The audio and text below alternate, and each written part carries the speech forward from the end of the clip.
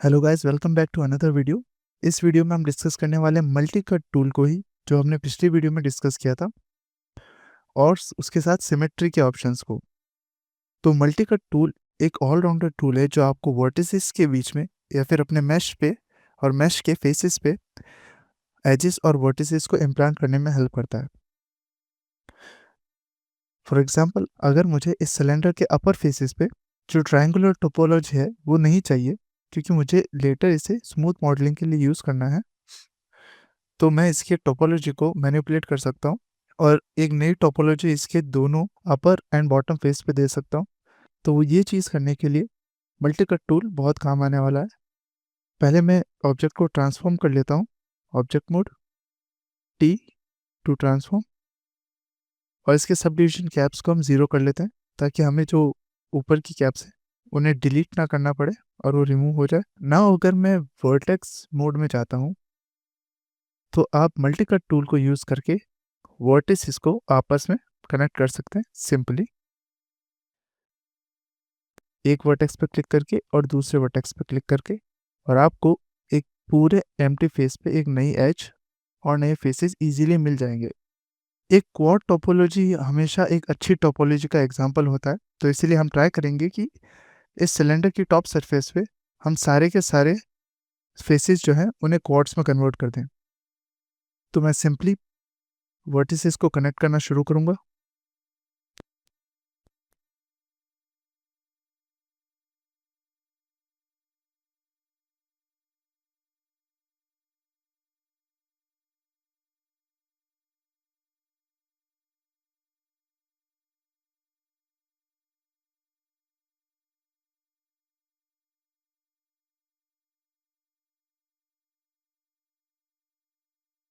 हमारे जो इस सरफेस की टोपोलॉजी है वो कम्प्लीटली क्वाड्स और ट्राइंगल्स में कन्वर्ट हो गई है। अब इस सरफेस को अगर मैं स्मूथ करता हूँ, तो आप देख सकते हैं कि हमारा सिलेंडर जो है वो एक तरफ से एकदम फ्लैट स्मूथ हो रहा है, और नीचे जहाँ पर एन गॉन था वहाँ पर सर्कुलर है।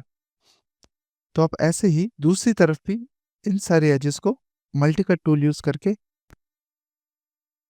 ब्रिज कर सकते हैं।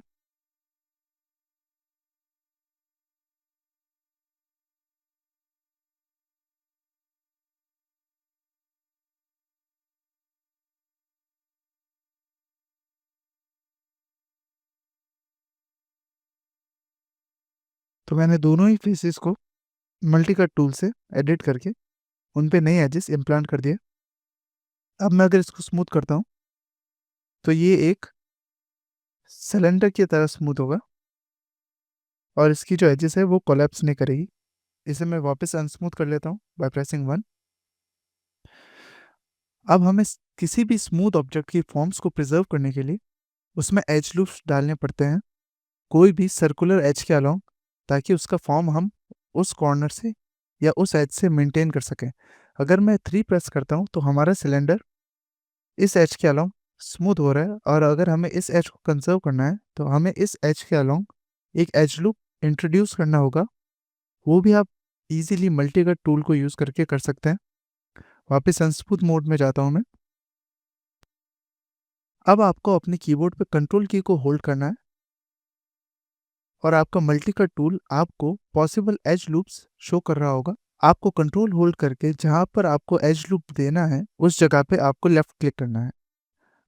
तो मैं एक एज लूप यहाँ दे देता हूँ, और एक एज लूप में यहाँ नीचे दे देता हूँ। Hold control and left click. अब अगर मैं इस सिलेंडर को स्मूथ करता हूँ, तो आप देख सकते हैं हमारा जो स्मूथ सिलेंडर है वो काफ़ी अच्छी फॉर्म मेंटेन कर पा रहा है।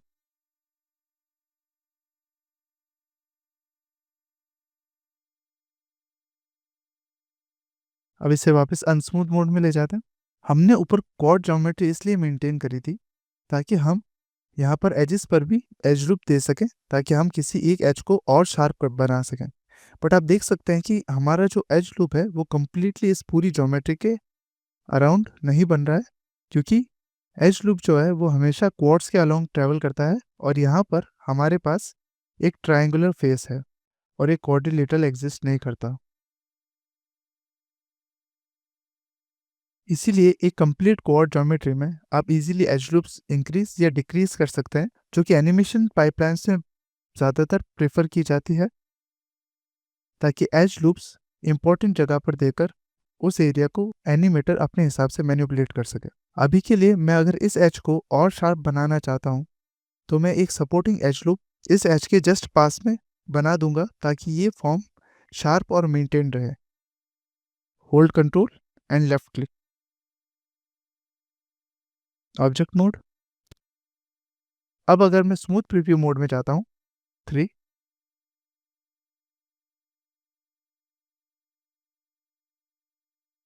तो आप देख सकते हैं कि ये एज यहाँ पर ज़्यादा शार्प है कंपेयर टू यहाँ पर, ये बहुत ब्लरी है। तो अगर आपको किसी भी एज को स्मूथ मोड के लिए शार्प करना है तो आपको उसके एजेस पर एक एज लूप डालना होगा, जो कि आप इजीली मल्टीकट टूल को यूज करके कर सकते हैं। Now let's discuss symmetry options.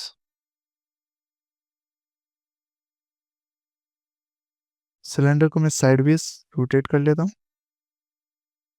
90 degrees. Transform tool में जाकर इसके सब डिवीजन कैप्स को 0 कर लेता हूँ। जैसा कि हमने पिछली बार करा था, हमने मल्टीकट टूल को यूज करके वर्टेक्स ऑप्शन में जाकर वर्टिसेस को कनेक्ट किया था और हमने दोनों फेसेस को अलग से कनेक्ट किया था।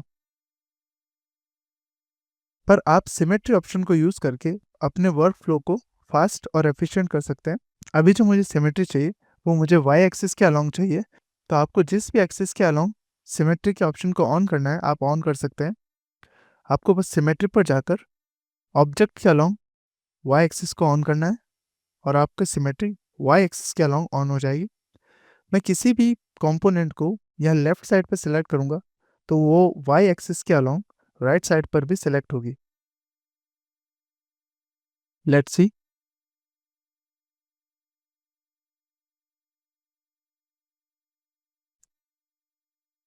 तो आप देख सकते हैं कि यहाँ पर अगर मैं एज को कनेक्ट करता हूँ तो दूसरी साइड पर भी मेरी जो एज है वो ऑटोमेटिकली कनेक्ट हो जाएगी। इससे सिंपली आपका टाइम बचेगा और आप अपने मैश को ज़्यादा एफिशिएंट तरीके से एडिट कर पाएंगे। अब हम डिस्कस कर लेते हैं एडिट मैश मेन्यू से कुछ सिमेट्री के ऑप्शंस। इस पर मैं क्लिक कर लेता हूँ और इसको यहाँ पर डॉक कर लेता हूँ। उनको डिस्कस करने के लिए मैं व्यू पोर्ट में एक क्यूब इंपोर्ट कर लेता हूँ। मूव,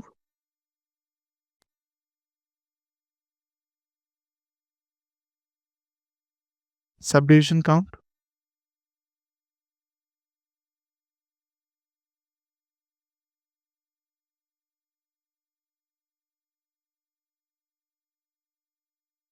आप शिफ्ट होल्ड करके सब डिवीजन प्रॉपर्टीज को एक साथ सेलेक्ट कर सकते हैं। Hold shift, click click. और जब आप व्यू पोर्ट में आएंगे तो अपने मिडल माउस को होल्ड करके ड्रैग करने पर आपकी तीनों प्रॉपर्टीज एक साथ स्केल हो जाएगी। Hold middle mouse and drag. तो आप इसको कंट्रोल वे में सब डिविजन ऐड करने के लिए ड्रैग कर सकते हैं। Let's make it 6। Symmetry option को यूज करने के लिए हम एक इवन नंबर को पिक कर लेते हैं ताकि हमें सिमेट्री में थोड़ी आसानी हो।